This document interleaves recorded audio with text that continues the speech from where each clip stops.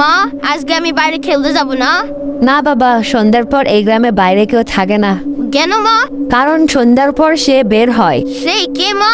পেতনি, যে মানুষকে আঘাত দেখলে তার কাছে ডাকে। আর কাছে গেলে কি হয় মা? যে তার কাছে যায় সে আর জীবিত ফিরে আসে না।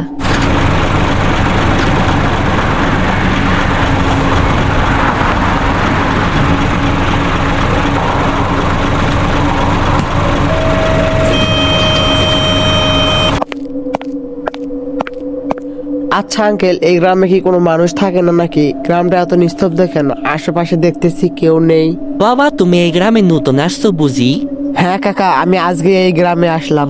তাহলে শোনো, সন্ধ্যার পর এই গ্রামের বাইরে বের হয়েও না। কেন কাকা, সন্ধ্যার পর এই গ্রামে বাইরে বের হইলে কি হয়? সন্ধ্যার পর এই গ্রামে একটি পেতনি বের হয়, এই কারণে সবাই সন্ধ্যা পরে ঘরে যায়। বাবা, রাতে গ্রামের ঘর থেকে বাইরে বের হওয়া মানা। আপনারাও কি পেতনি বিশ্বাস করেন? বিশ্বাস না করলে গ্রামটা আজ এমন হতো না। ভয় মানুষরাই বানায় কাকা। আমি আজ রাতে নিজে দেখে আসবো সবকিছু সত্যি নাকি গুজব।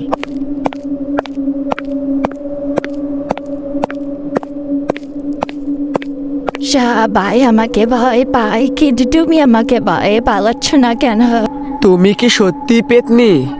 না, আমিও একদিন মানুষ ছিলাম। অন্যায় অপমান আলোপ আমাকে এই রূপ দিয়েছে। তাই মানুষ তোমাকে ভয় পায়? এই তারা নিজেরাই তৈরি করেছে।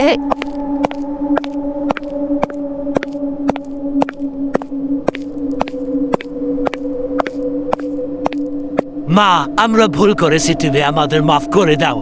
আচ্ছা ঠিক আছে, তোমরা তাহলে ভালো মানুষ হও, আমি চলে যাব। মা, এখন আর বাইরে খেলতে গেলে ভয় লাগবে না? না বাবা, মানুষ ভালো হলে আর ভয় লাগে না।